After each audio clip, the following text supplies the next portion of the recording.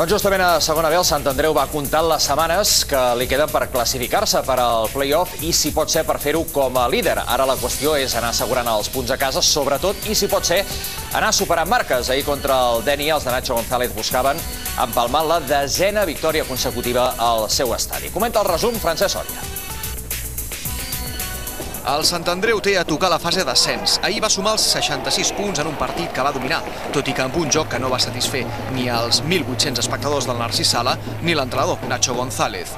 En la primera meitat els andreuencs es van acostar a la porteria d'Ivan Vidal, però Héctor primer i Moyano després no van poder enviar la pilota entre els tres pals. A la tercera van a la vençuda. Luso fa de Figo per la banda dreta i Marcos, tot sol al segon pal, marca l'1-0 per als quadribarrats. Pintava bé, però no seria tan fàcil. Pero enfrente teníamos un equipo que era el mejor equipo de la segunda vuelta. ¿No? Pasa que yo creo que a veces no se respeta a los contrarios, aunque se llamen Dénia, y ellos venían con un estado de ánimo muy importante, con la trayectoria que llevaban, no tenían nada que perder realmente.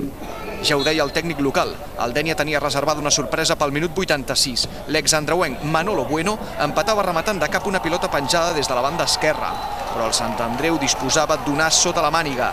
És un as que només té el primer classificat, allò que alguns en diuen la sort del líder.